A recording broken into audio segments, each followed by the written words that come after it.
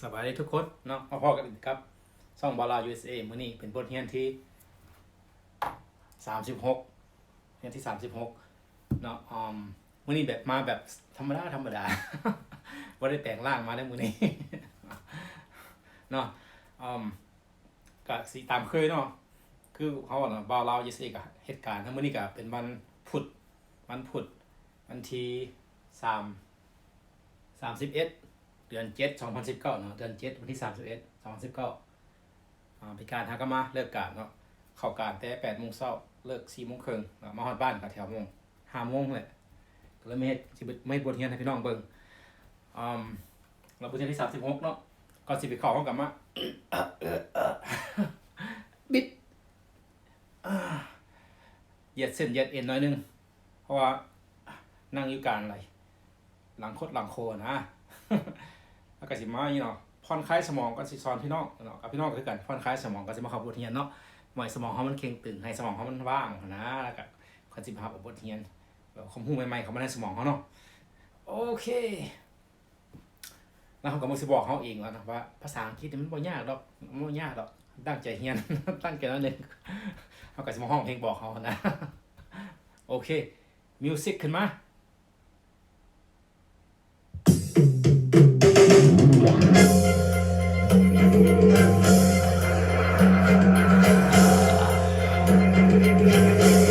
โอ้ยเนาะกับโอ้ยเนาะโอ้ยเนาะโอ้ยเนาะโอ้ยเนาะกับโอ้ยเนาะโอ้ยเนาะโอ้ยเนาะกับโอ้ยเนาะโอ้ยเนาะภาษาอังกฤษมันก็ง่ายแต่เนาะโอ้ยเนาะโอ้ยเนาะโอ้ยเนาะกับโอ้ยเนาะโอ้ยเนาะคนละบาทโอ้ยเนาะโอ้ยเนาะโอ้ยเนาะภาษาอังกฤษก็ว่าง่ายแต่เนาะโอ้ยเนาะ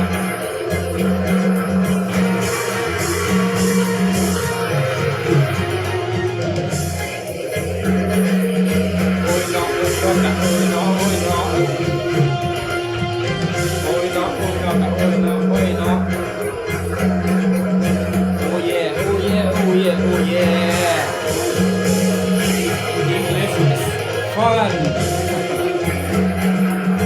Oh yeah, oh yeah, oh yeah, oh yeah. English is fun, English is fun. Alright, let's go.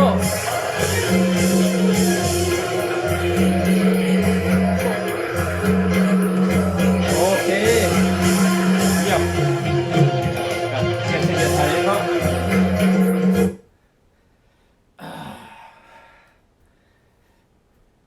โอเค เอากะผ่อนคลายหน่อยนึงเนาะรู้สึกว่าเหยียดเส้นเหยียดสายหน่อยนึงกะเริ่มเข้าบทเรียนเนาะสมองเขากะคือสิบ่เข่งตึงปานใดคือเก่าปานใดเนาะเตรียมต้อนรับเอาบทเรียนใหม่ๆเนาะมื้อนี้สิมาสอนพี่น้องเกี่ยวกับศาสนาพุทธที่เพิ่นมาจากไหนนะ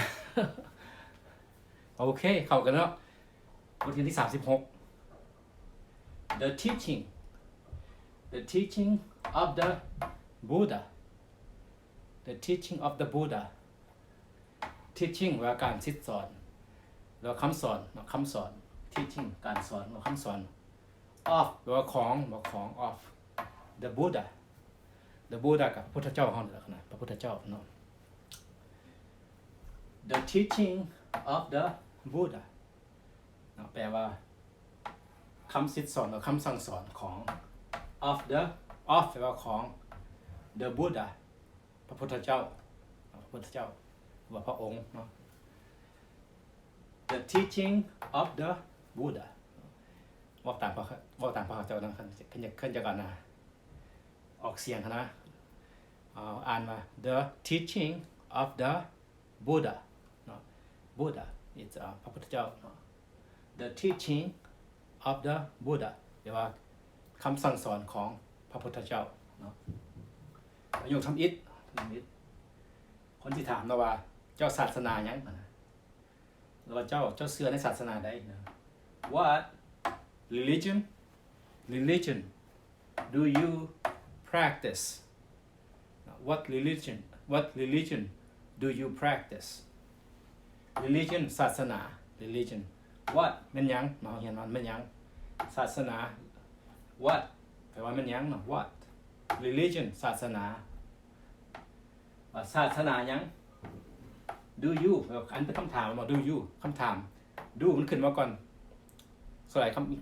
คำถามเมื่ออ่านคำถามภาษาอังกฤษมันต้องมี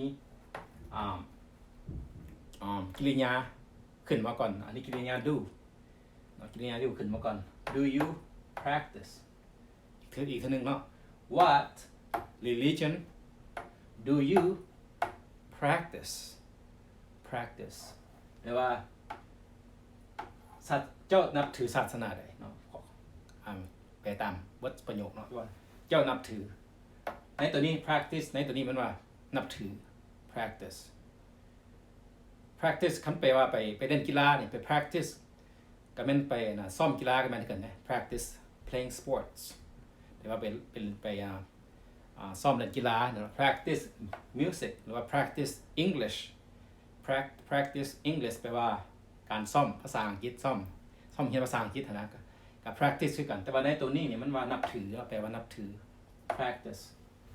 what religion do you practice what religion do you practice เนาะถามเขาว่าเจ้านับถือศาสนาใดเนาะประโยคที่สอง Buddhism อ่านว่า Buddhism is my religion Buddhism แปลว่าศาสนาพุทธนะเขาจะอ่านว่า Buddhism อันนี้ก็ว่า Zim เนาะ H I S M อ่านว่า Zim Buddhism อ่านรวมกันนะ Buddhism is my religion ศาสนาพุทธเป็นหรือว่าแม่นเนาะ is ศาสนาของข่อย religion ศาสนา religion อ่านรวมกันอีกทีหนึ่งเนาะ Buddhism is my religion แปลว่าศาสนาพุทธแม่นศาสนาของข่อยโอเคประโยคต่อไป Laos is a Buddhist ตัวนี้อ่านว่า Buddhist country เป็นประเทศLaos ประเทศลาว Laos is man a Buddhist country เป็นประเทศที่ว่านับถือศาสนาพุทธอีกทีหนึ่งเนาะ Laos is a Buddhist country ประเทศไปรวมกันก็ประเทศลาวนี่มันประเทศที่ว่านับถือศาสนาพุทธประเทศลาวเป็นประเทศหนึ่งที่ว่านับถือศาสนาพุทธแปลให้มันถูกต้องเนาะ Laos is a Buddhist country นะ Buddhist ตอนนี้มันเป็น adjective form มันขยายว่าประเทศอย่างนะประเทศอย่างของประเทศที่ว่านับถือศาสนาพุทธนะ Buddhist ประเทศลาวประเทศอย่างใดนะความหมายอันนี้มันเป็นของเฮียนมานะ adjective มันมาขยายคำประเทศที่ว่านับถือศาสนาพุทธนะ Buddhist มันต่างกับอันนี้อ่านว่า Buddhism อันนี้ Buddhism เนี่ยตอนนี้มันเป็นประธานในประโยคตัวนี้เป็นประธานมันต่างกันอะไรหนึ่งเนาะต่างกันตัวนี้อ่านว่า Buddhism ศาสนาพุทธตัวนี้ Buddhist กับศาสนาพุทธคือกันแต่ว่าตัวนี้มันเป็น adjective แต่มันเป็นประธานในประโยคตัวนี้อันนี้ adjective มันได้ต่างกันอันหนึ่งเนาะอันนี้มันความแตกต่างกันระหว่าง Buddhism and Buddhist โอเคแต่ว่าแปลคือกันศาสนาพุทธอีกทีหนึ่งเนาะ Laos is a Buddhist country ประเทศลาวเป็นประเทศหนึ่งที่ว่านับถือศาสนาพุทธประโยคที่ 4 Most people in Laos practice Buddhism Most people in Laos practice Buddhism most people คนลาวส่วนหลายเนาะคนส่วนหลายเป็นคนส่วนหลายอันนี้ people ว่าคน most แปลว่าส่วนหลาย most people คนส่วนหลาย in Laos ในประเทศลาว practice นับถือศาสนาพุทธ practice Buddhism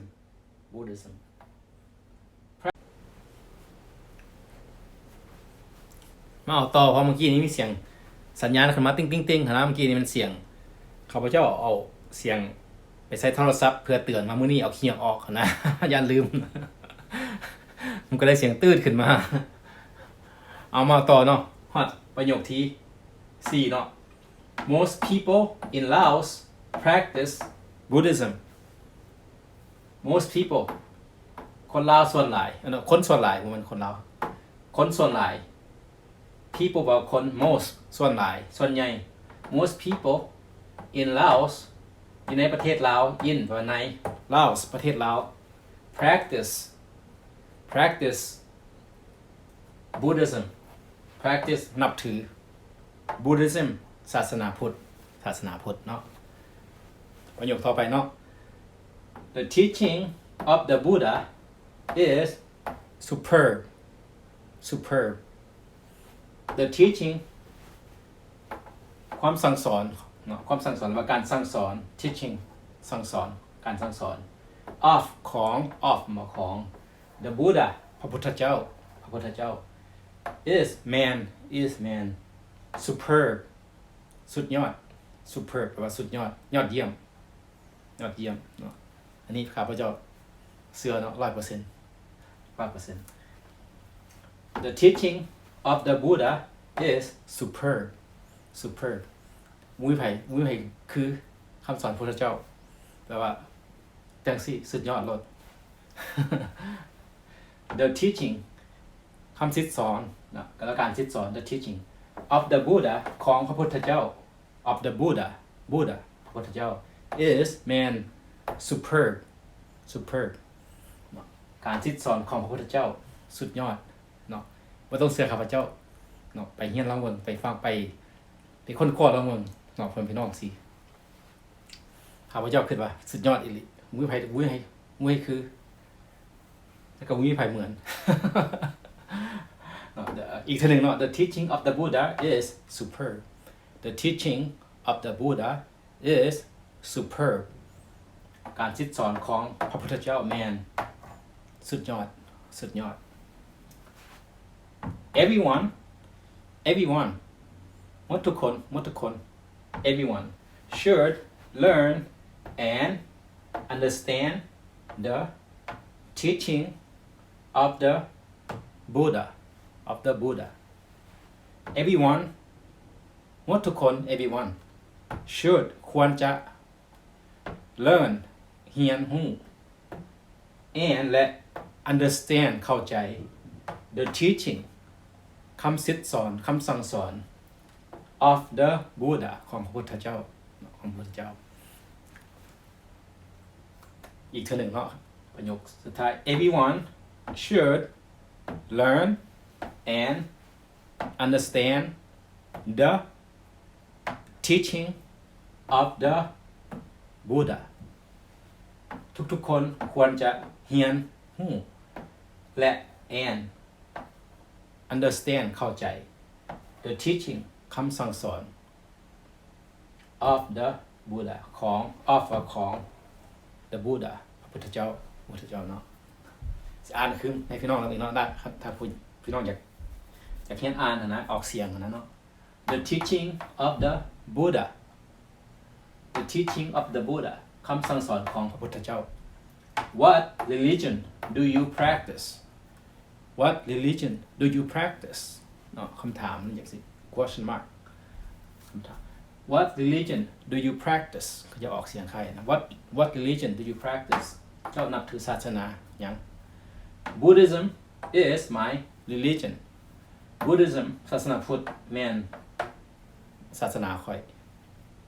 Laos is a Buddhist country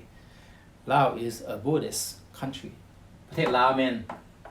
ประเทศที่ว่านับถือศาสนาพุทธ Most people in Laos practice Buddhism คนส่วนหลาย most people คน most ส่วนหลาย in Laos ในประเทศลาว practice Buddhism นับถือตัวนี้เป็นนับถือศาสนาพุทธ The teaching of the Buddha is superb สุดยอดการคิดสอนของพระพุทธเจ้าแม่นยอดเยี่ยม Everyone should learn and understand the teaching of the Buddha Everyone หมดทุกคน should ควรจะ learn เรียน and และ understand เข้าใจ the teaching การศึกสอนหรือว่าคำสั่งสอน of the Buddha ของพระพุทธเจ้า of the Buddha พระพุทธเจ้าของเนาะอันนี้ก็เป็นบทเรียนที่36เนาะพี่น้องกลับหากันไปเรียนอ่านแล้วก็เรียนเขียนเนาะเรียนอ่านไปแล้วเรียนเขียนไปนำเนาะมันสิจื้อนะอ่านออกเสียงแล้วก็เขียนมันก็จะจื้อเขาจะว่าคันเรียนนี่เห็นเรียนนั้นทั้งตาทั้งมือทั้งหูมันสิจื้อ มันสิจื้อเรียนหลายทางนะเอาเนาะมื้อนี้ก็เท่านี้มื้อหน้าก็มาพบกันใหม่กับช่องบาวลาว USA พบกันในขณะเนาะขอบใจ